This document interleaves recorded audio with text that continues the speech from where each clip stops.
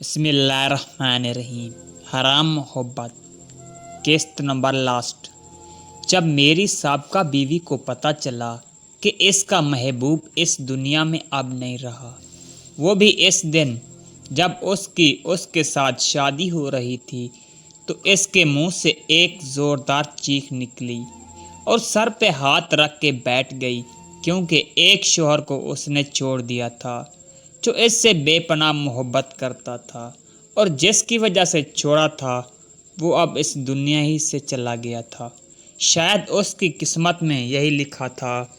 खैर, तो बेचारी फिर बैठ गई कोने में। सब लोग मुझे कहने लगे कि तुमने उसे तलाक क्यों दे दी, क्योंकि जब मैंने तलाक दे दी थी तब मोहल्ले वालों को हमने बताया था कि हमारा झगड़ा हुआ था, तो इसलिए सब मोहल्ले वाले मुझे डांट रहे थे कि मैंने इसकी ज़िंदगी बर्बाद कर दी। काश कि मैं उसे तलाक ना देता, ये बात मोहल्ले वाले बोल रहे थे। फिर मैंने बाद में मोहल्ले वालों को सब बताया कि वो आज जिससे शादी करने वाली थी, इसकी वजह से उस औरत ने मुझसे ज़बरदस्ती तलाक दिलवाई। खैर, वक्त के गुज़रने के साथ मुझे पता चला कि इसकी शादी हो चुकी। बहुत दूर कुछ माह बाद मैंने भी शादी कर ली, और ये वाली बीबी मुझसे बहुत मोहब्बत करती है। खैर, कुछ वक्त बाद पता चला कि वो औरत अपने शौहर से भाग आई है। पता नहीं क्यों जब हमने पूछा तो पता चला कि उसका शौहर एक नशई है और उसे मारता है। इस वजह से वो अब कहती है कि मैं खुदकुशी कर लूँगी, मगर इस आदमी के घर नहीं जाऊँगी। सारा मोहल्ला ये तमाशा देख रहा था। फिर सब लोगों ने एक फ़ैसला रखा और सब लोगों ने कहा कि ठीक है बीबी, हम आपकी इस शख्स से भी तलाक दिलवाते हैं। इस शख्स से भी उस औरत ने तलाक ले ली। अब कोई रिश्ता इसके लिए नहीं आ रहा था। वैसे तो अब तक जवान और खूबसूरत भी थी। कुछ दिन जब इसकी इद्दत पूरी हुई, इसके बड़े भाई जो इस औरत से 1 साल छोटा था, उसने शादी के वक्त के गुजरने के बाद इस औरत के भाई की बीवी ने, यानी इसकी भाभी ने, इसके भाई को इसके खिलाफ अकसाया और कहा कि यूं ही हमारे सर पे मुस्तलिक तो नहीं रहेगी, क्यों ना इसकी कहीं शादी करवा दें। और बदकिस्मती से रिश्ते भी कोई नहीं आ रहा था। एक रिश्ता आया और वो आदमी बूढ़ा था, मतलब इस औरत की उम्र की इस आदमी की बेटियां थी।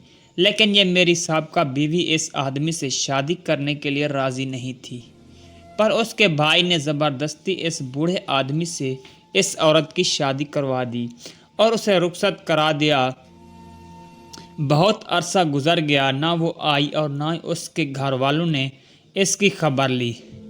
एक दिन इसके शहर का एक बंदा हमारे शहर काम से आया। इस औरत की माँ ने इस बंदे से अपनी बेटी के मुतालिक पूछा। इस बंदे ने कहा कि आपकी बेटी पेट से 8वां महीना है। उसे फिर उसकी माँ मेरी माँ के पास आई और कहने लगी कि बहुत दिन हो गए हैं, मैंने अपनी बच्ची को नहीं देखा।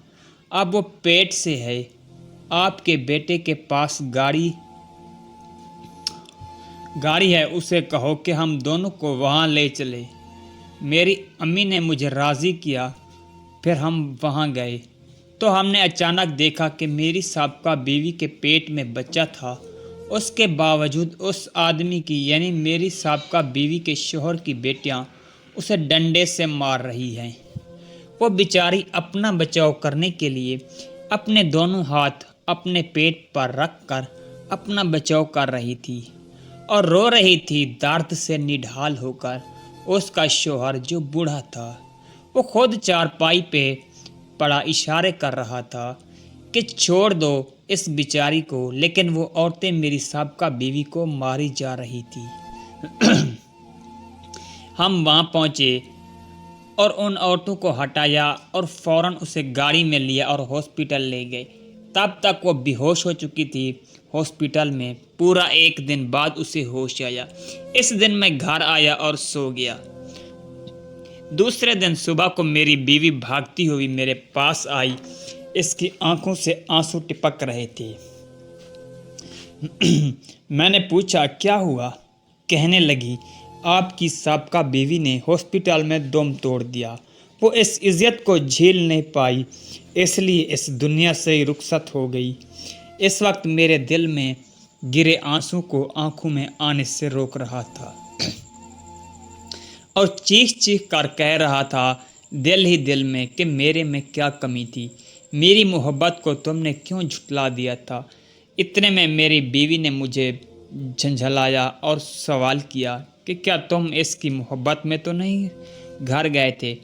अब मैं उसे क्या जवाब देता। हंसते हुए बोल दिया, पगली, तुम ही मेरी मोहब्बत हो, और अपने दिल को तसल्ली दी कि हाँ, वो मेरी थी ही नहीं, पर आज तक कभी भी जब उसका ख्याल दिल में आता है तो दिल बैठ सा जाता है। इसके लिए मग़फ़िरत की दुआएं आज भी मेरे दिल से निकलती हैं और दिल आज भी इसके लिए उदास हो जाता है, लेकिन शायद मेरे नसीब में यही बेहतर था। ये थी मेरी और इस बदकिस्मत औरत की कहानी। कैसी लगी ये स्टोरी? अपनी राय से आगाह करें कमेंट बॉक्स में। दोस्तों, नाज़रीनों, आज की स्टोरी अच्छी लगे तो हमारे चैनल रफ़ी मलिक ऑफिशियल को सब्सक्राइब करें।